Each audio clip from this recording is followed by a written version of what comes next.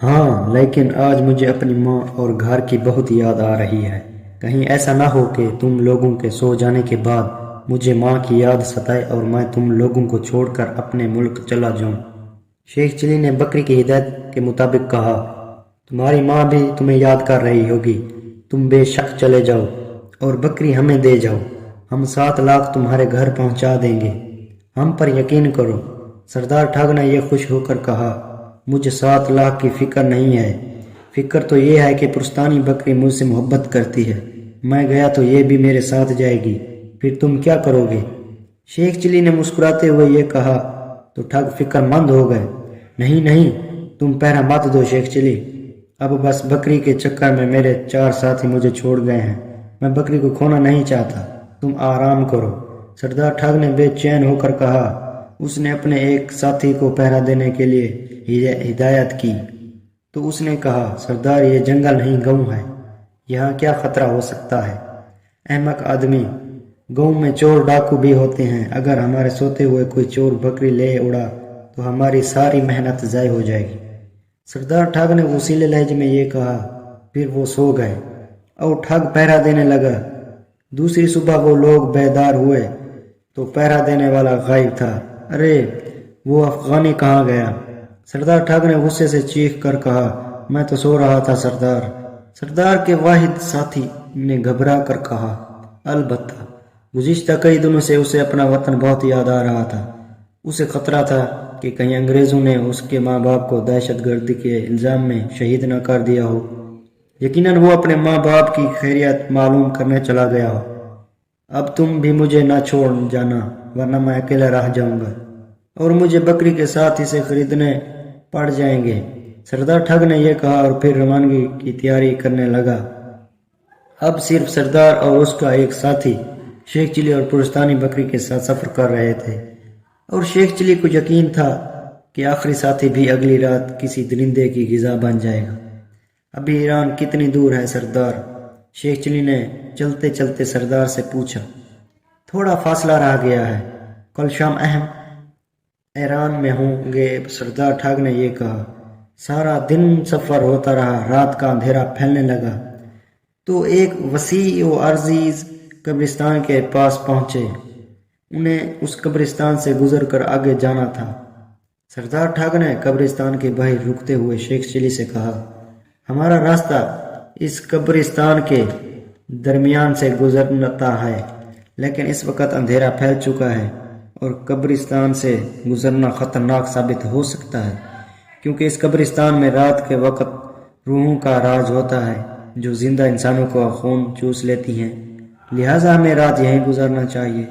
بدروحوں کا سن کر شیخ چلی نے دل میں کہا کہ مجھے بدروحوں کا کیا خوف، میرے ساتھ تو پہلے ہی ایک بدروح موجود ہے۔ تم پہرا دو گے یا میں پہرا دوں؟ سردار نے اپنے ساتھی سے پوچھا۔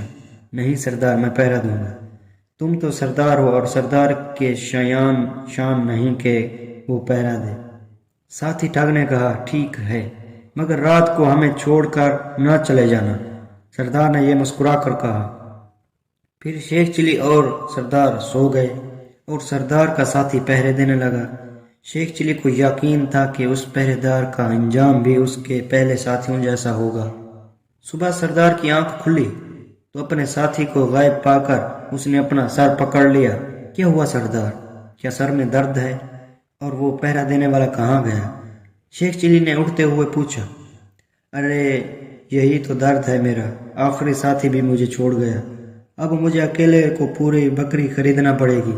سردار نے یہ پریشان ہو کر کہا، گھبراؤ نہیں سردار، میں اپنے حصے کا 1 لاکھ تمہیں معاف کر دوں گا اور بکری تمہارے حوالے کر دوں گا۔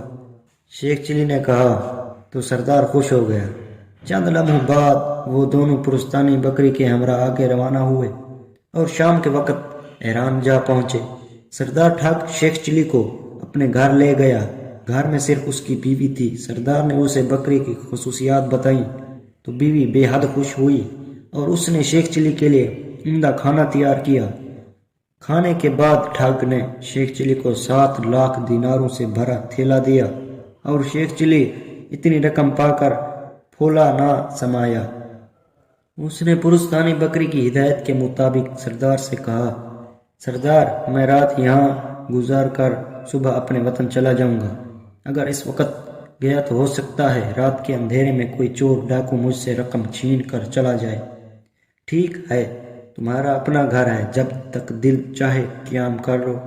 صبح میرے گھوڑے پر چلے جانا جو صحن میں بندھا ہے، سردار نے کہا، اور اس کے لیے صحن میں پلنگ بچھا دیا۔ بکری برآمدے میں بیٹھی رہی اور سردار اور اس کی بیوی کمرے میں سو گئے۔ شیخ چلی بھی سو گیا، مگر آدھی رات کو کھٹکا سن کر اس کی آنکھ کھلی۔ دیکھا تو بکری غائب تھی اور سردار کے کمرے سے عجیب سی آوازیں آ رہی تھی، جس کا دروازہ تھوڑا سا کھلا ہوا تھا۔ شیخ چلی پتہ سے اتر کر کمرے میں بڑھا اور کھلے دروازے سے اندر جھانکا۔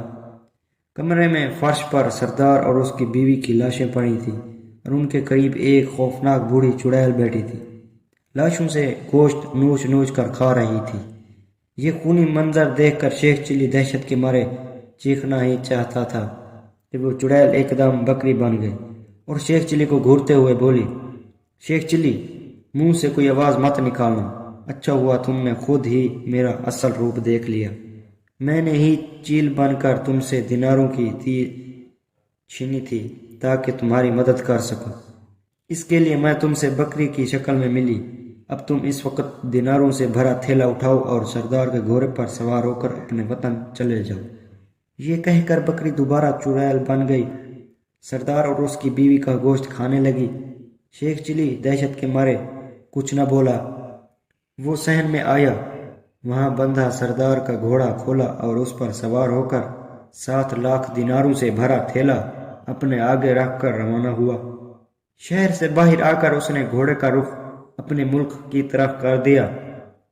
اب اسے آدم خور بکری کا کوئی خوف نہ رہا تھا اور وہ خوش تھا کہ اس نے ایک ہفتے میں ہی 7 لاکھ دینار کما لیے تھے۔